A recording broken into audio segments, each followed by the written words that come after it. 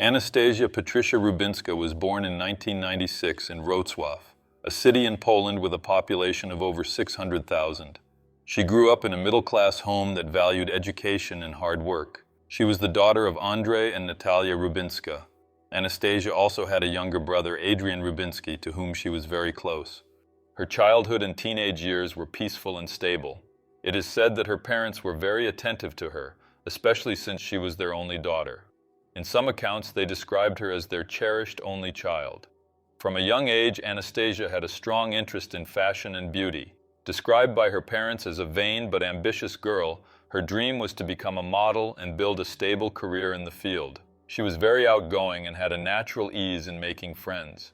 Her family said she was ambitious and dreamed of a high-standard life, with financial stability that would allow her to travel the world. During her teenage years, Anastasia met Michael, a boy who attended the same school as her. Sometime later, they started dating, and their relationship grew more serious as the years passed. They didn't yet know when they would get married, but they were already making many plans for their future together. In 2023, when Anastasia was 27 and Michael was 28, the couple decided to seek opportunities beyond the borders of Poland. They traveled together to the Greek island of Kos, a tourist paradise in the Aegean Sea. In May of that year, they arrived in Marmaris, Kos, where both found jobs in the hospitality sector, an industry that serves hundreds of thousands of tourists annually in Greece.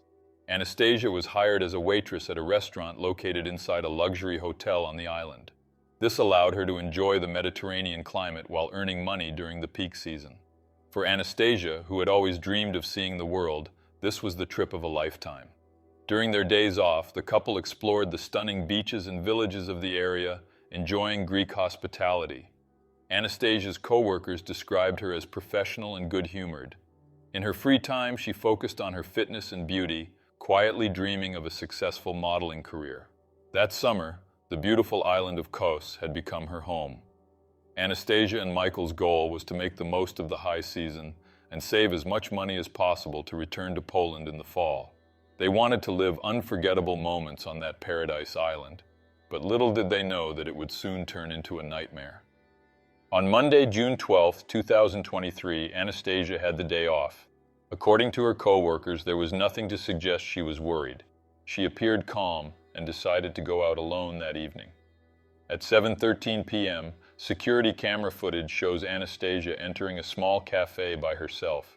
She walks up to the counter, likely to order food or a drink, and there is no one with her at that moment.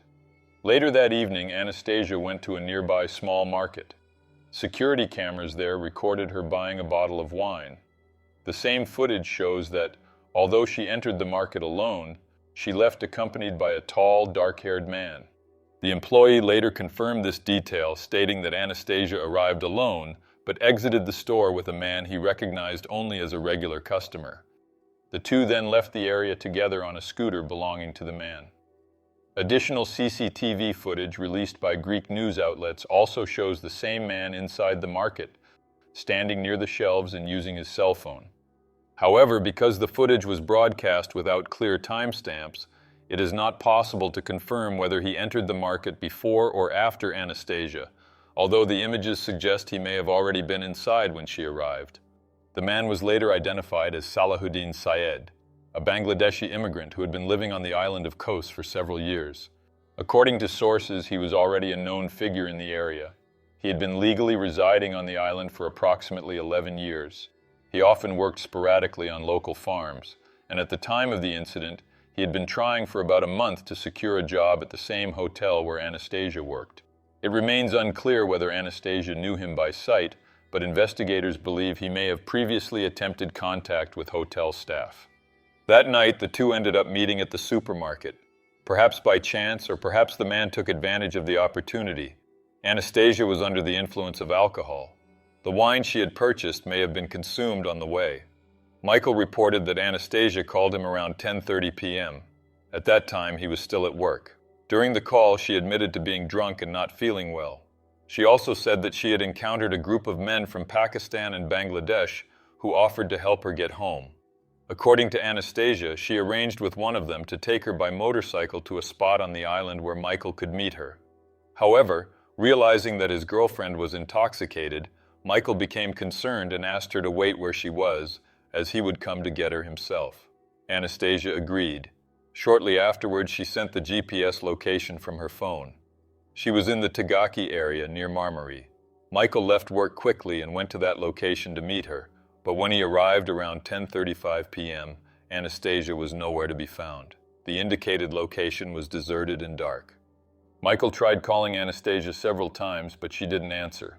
At one point, her phone stopped responding as if it had been turned off. He didn't waste any time. Increasingly worried, he began searching for her on his own, driving around the area in hopes of finding her. Using a tracking app at 11:38 p.m., Michael's phone recorded the last known location of Anastasia's device. The location pointed to a street called Constantinu Chiapoca, still in the Tagaki area.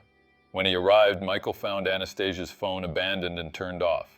He searched the surrounding area for his girlfriend but found no sign of her. With each passing minute, it became clear that something serious had happened.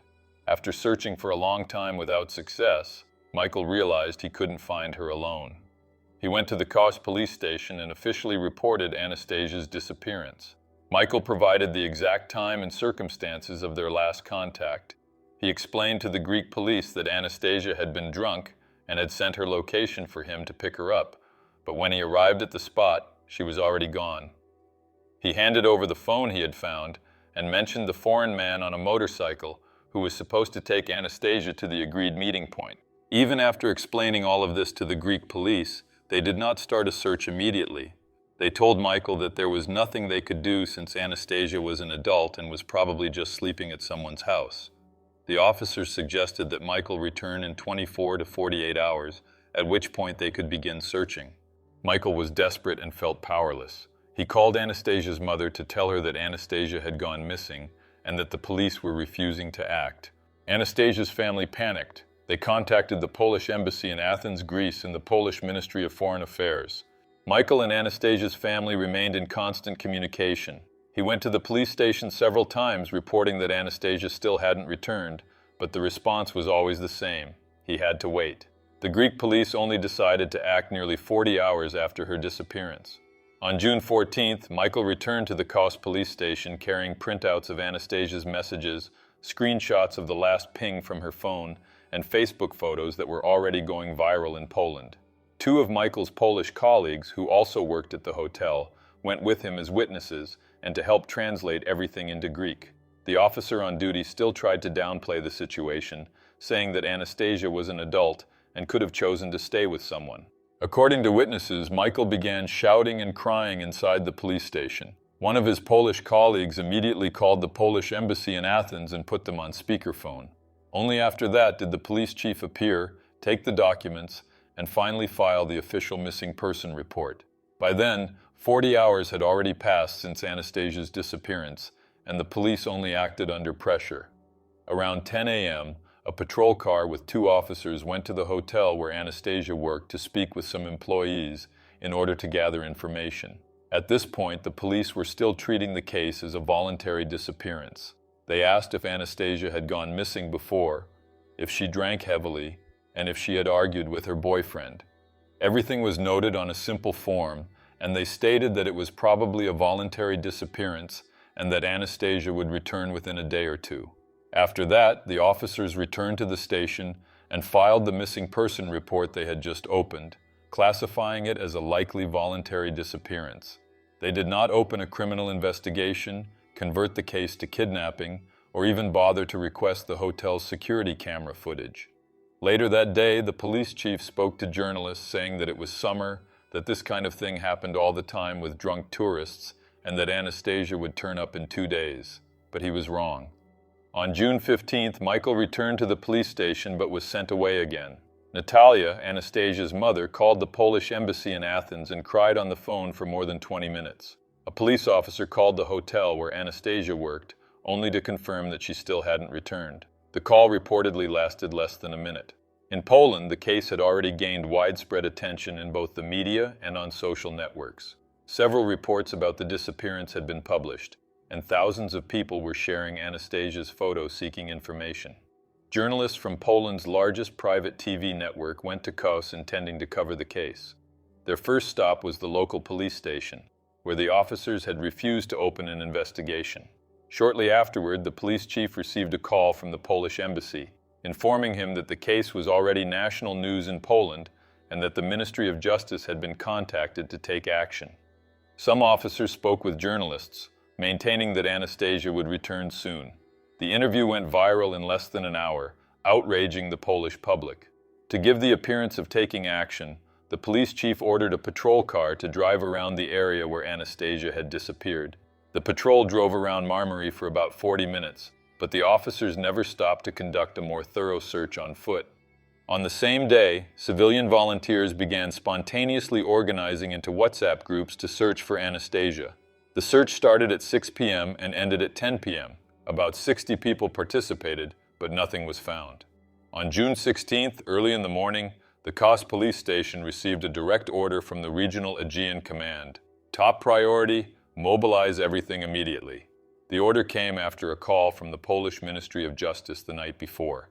In less than an hour, reinforcements arrived. In total, there were over 50 officers, 2 teams from Athens' Serious Crimes Unit, 2 drones, 8 sniffer dogs, and several Coast Guard divers. Michael was called to the station to provide all the information he had. An emergency meeting with the police teams was held. During this meeting, they divided the island of Kos into 4 sectors to be thoroughly searched. The investigators spoke with Michael and gathered all possible information about Anastasia. One of the first things they did was attempt to reconstruct all of her steps up to the moment she disappeared. The investigators also checked all the financial transactions Anastasia had made that day. Through this, they discovered that around 8 p.m. she had made purchases at a small nearby market. The investigators then went to the market. They spoke with the employee and requested the security camera footage from the day Anastasia had been there. The employee told the investigators that he had seen Anastasia on the day she disappeared. According to him, she entered the store alone but left accompanied by a man. The investigators asked if he knew who the man was, and he said he recognized him as a regular customer but did not know his name. Upon reviewing the security footage, the police confirmed that Anastasia had indeed entered the store alone, but later left with a man riding a scooter. Authorities quickly identified the man as Salahuddin S. After his identification, the police sent 2 teams to his address in Kos. However, he was not there. An arrest warrant for Salahuddin was issued, and the authorities launched a large-scale search for him on the island. In less than an hour, the police discovered that he had purchased tickets to Italy at a travel agency in the center of Kos. They quickly went to the location and managed to arrest Salahuddin still in central Kos. His intention had been to flee to Italy after realizing that Anastasia's case was gaining increasing public attention. Salahuddin was handcuffed and taken to the police station.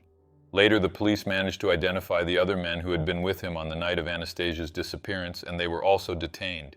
Salahuddin had visible injuries on his face and hands, consistent with scratch marks, which made him appear even more suspicious. In his first statement, Salahuddin claimed that Anastasia had approached him by going to his apartment to buy hashish. He stated that the young woman entered his apartment and that they had consensual sexual relations. Afterward, he said he dropped her off on a road in Marmary. However, footage from the market's security cameras where Anastasia had made purchases, as well as cameras from other parts of the city, did not support his version of events. Investigators told him they knew he was lying. Salahuddin became increasingly desperate and gave 3 different accounts of what supposedly happened that night. While he was being interrogated at the police station, a search warrant for his apartment was issued.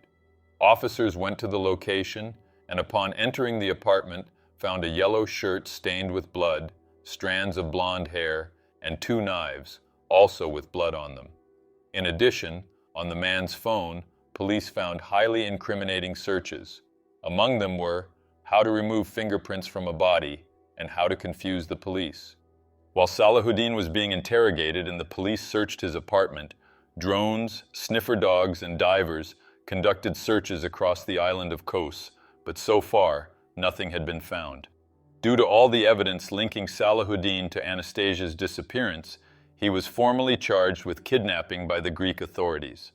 The 4 men who were friends with him and present on the night of the disappearance admitted that Salahuddin had bought hashish with them, but denied any involvement in the crime. These men, from Pakistan and Bangladesh, were released due to lack of evidence. Salahuddin's arrest as the prime suspect quickly made headlines across the island of Kos. He was placed in an isolated cell, and several officers were assigned to his protection due to threats from the local population.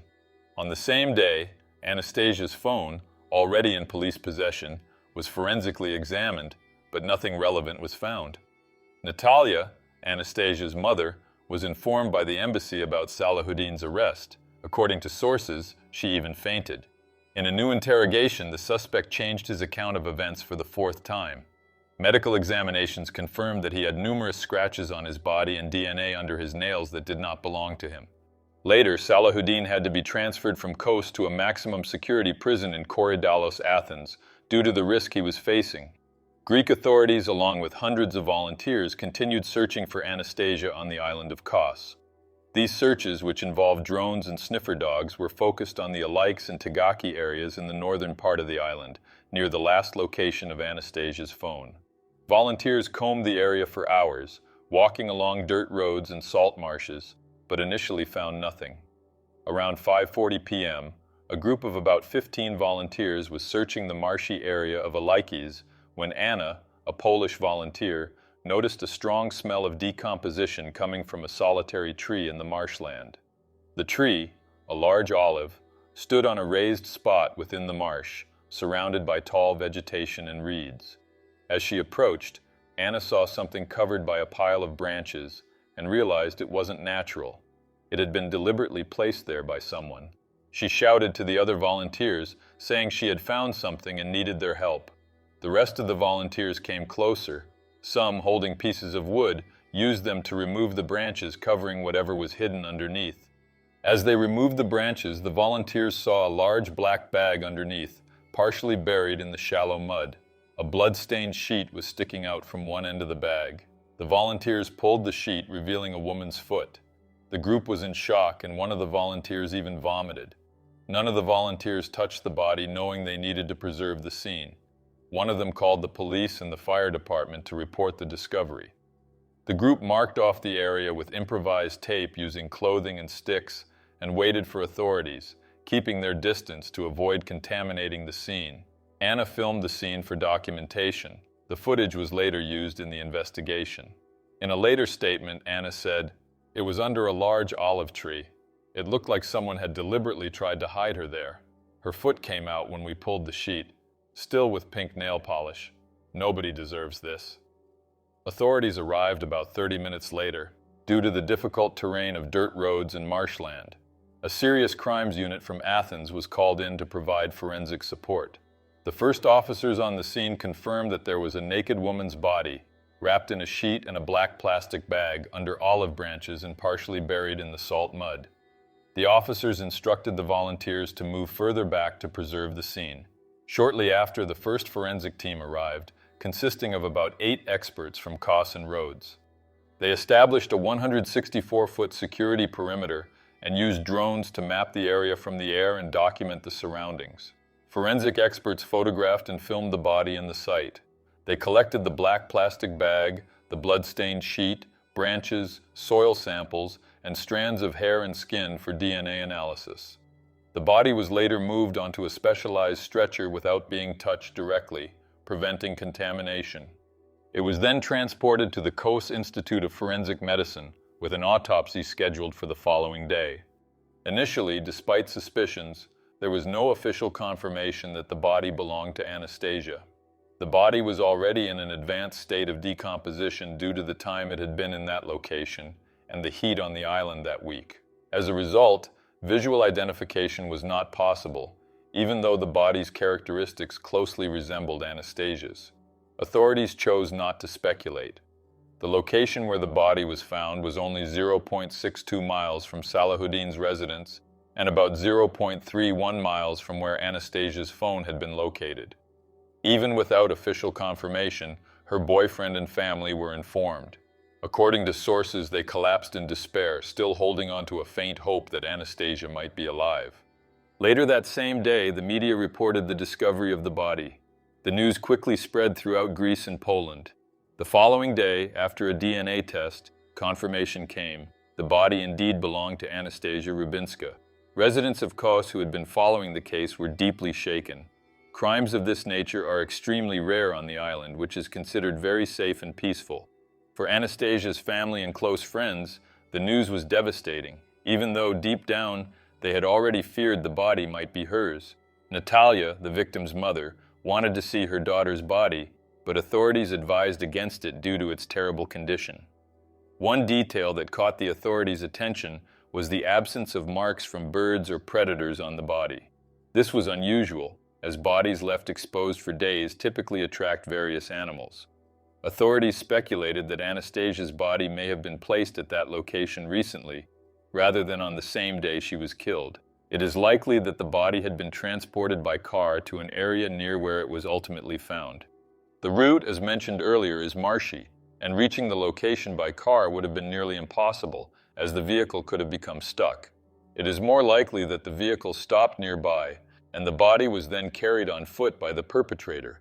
But regardless of all these hypotheses, one thing was certain: Anastasia had been murdered. Initial examinations of her body revealed signs of violence. Skin was found under her nails, evidence of scratches she inflicted on the attacker while trying to defend herself. A full autopsy was later conducted on the neighboring island of Rhodes to determine the exact cause of death. According to the autopsy report, the direct cause of Anastasia's death was asphyxiation. The advanced state of decomposition made it difficult to determine further details. Still, beating or forced sexual contact could not be ruled out. Additional tests, including histopathological and toxicological analyses, were necessary for a conclusive determination. The discovery and identification of the body gave new momentum to the investigation. From a missing person case, it now became a homicide investigation. Salahuddin was the prime suspect and was already in custody, but authorities now needed to link him to the crime through concrete evidence. During the first search of the suspect's apartment, police found strands of blonde hair which, after analysis, were confirmed to belong to Anastasia. This was irrefutable proof that Anastasia had been in the suspect's apartment. The yellow shirt and 2 knives also found in the apartment, which had bloodstains, were analyzed, and the blood was confirmed to be Anastasia's. Additionally, the incriminating searches on the suspect's phone, the scratches on his body, and later an examination showing that the skin found under Anastasia's nails belonged to him, provided a list of concrete evidence that was crucial to the case. A microscopic analysis of the sheet used to wrap Anastasia's body later confirmed that it came from Salahuddin's home. Witness testimonies also helped complete the body of evidence. Salahuddin's roommate, a young Pakistani man who shared the apartment with him, initially claimed he had noticed nothing suspicious on the day Anastasia disappeared. However, after intense questioning, he changed his statement. He admitted that on the fateful night he saw Anastasia in the apartment. He told investigators that she was sitting in a chair, visibly drunk, while Salahuddin was drinking with her. According to him, he was very tired that day, went to sleep early, and did not see his friend again until the following morning, around 6 a.m. The next morning when he woke up, he noticed that Salahuddin had returned to bed dirty. His pants were muddy, with pieces of grass stuck to them, and similar strands were scattered on the floor near the entrance. This confirmed that during the night, Salahuddin had left the apartment and moved through bushes, likely while hiding the body. These witness details, grass on the clothing and in the apartment, became additional circumstantial evidence linking Salahuddin to the crime. The body of evidence was overwhelming. The Greek prosecutor in charge of the case described it as solid and irrefutable. The evidence included security footage showing the suspect and victim together, DNA, Anastasia's hair in the suspect's environment, scratches on his body indicating a struggle, incriminating internet searches suggesting a cover-up, and a plane ticket pointing to an attempted escape. This web of evidence gave the Greek police and prosecutor's office certainty that they had the right person in custody. Salahuddin continued to deny any involvement in the crime. He claimed he had consensual sexual relations with Anastasia and that afterwards she left, and he had no knowledge of what happened to her. However, as we know, all the evidence contradicted his story, making his version impossible to be true. While Greek authorities were concluding their investigation to build a strong case against Salahuddin, Polish authorities launched a parallel investigation to ensure nothing was overlooked. This occurred after the Polish Minister of Justice ordered the opening of a parallel inquiry in Poland regarding the crime against Anastasia. The district prosecutor's office of Wrocław initiated proceedings, declaring collaboration with the Greek authorities and requesting the evidence collected in Kos. The Prime Minister of Poland publicly suggested seeking the suspect's extradition to try him on Polish soil. This statement caused surprise in Greece. Greek authorities reminded that the crime had occurred on their territory, and therefore it was up to the Greek justice system to conduct the trial. In the end, Poland limited itself to observing and providing support. They sent experts to Greece to monitor developments in real time, ensuring that justice was carried out. During the investigation and media coverage, rumors emerged that Salahuddin was illegally in Greece. However, this was quickly refuted by the authorities. Salahuddin had arrived in Kos around 2012 and held valid residence documents. He had permanent residence status, meaning he was legally established in Greece. He had likely arrived on the island as a migrant worker or refugee, but regularized his status over the years. In Kos, he had been part of the local immigrant community for more than a decade. Salahuddin performed simple tasks, usually doing odd jobs on farms and plantations near Marmari. He did not have a permanent job in tourism, although according to Greek journalists, he had tried to get a position at the hotel where Anastasia worked, possibly for better pay or to meet new people. It is unclear whether his interest was related to the victim or was purely professional ambition. Salahuddin had no prior record of serious crimes. Some even described him as an exemplary citizen, above suspicion. He lived in a modest place, shared with other men from Pakistan and Bangladesh. As mentioned earlier, these men were investigated, but since there was no evidence linking them to the crime, they were all released. Everything indicated that Salahuddin had acted alone. According to Greek authorities, he had not known Anastasia for long, and it is likely their paths crossed when he went to the hotel where she worked to request a job. The police said they followed each other on Instagram, but shortly after committing the crime, Salahuddin removed her from his contacts. For the Greek authorities, the man took advantage of Anastasia's vulnerability, as she had been intoxicated. On December 1, 2024, almost a year and a half after the crime, the trial of Salahuddin Syed began in Kos. Numerous people tried to attend the trial in person, including journalists, ordinary citizens, and even Poles who had traveled from Poland just to witness the proceedings. Anastasia's family also attended. The trial proceeded quickly, thanks to the solid evidence. At the end of the trial, the jury unanimously found Salahuddin S guilty on all charges. He was sentenced to life imprisonment with the possibility of parole after 25 years. Anastasia's family felt a sense of relief at the conviction, which was praised by the Polish Prime Minister. On July 4, 2023, Anastasia's body arrived in Wrocław after weeks of waiting. Received by her family at the airport, it was taken to the mortuary at Osobowicki Cemetery, where she would be laid to rest in her grandmother's grave. In the following days, preparations were kept discreet. Floral wreaths, including a white one with a blue ribbon sent by her colleagues from the hotel in Kos. The initial date of July 14th was postponed to the following Saturday. On the morning of July 15th, the Church of St. Roch welcomed about 150 people. During the funeral mass, Natalia read an emotional letter. "You wanted to return rich, but you were always our greatest treasure." Michael placed a photo of the couple on the coffin. At noon, the procession moved to the cemetery. About 200 people attended the burial at the family grave. Adrian and Michael carried the coffin. Andre threw the first handful of earth and said, "Rest in peace, my girl." In the afternoon, the family received condolences at home. At night, they returned to the grave to light candles. Anastasia, who had once dreamed of the Greek Sea, finally rested in her homeland alongside those who loved her.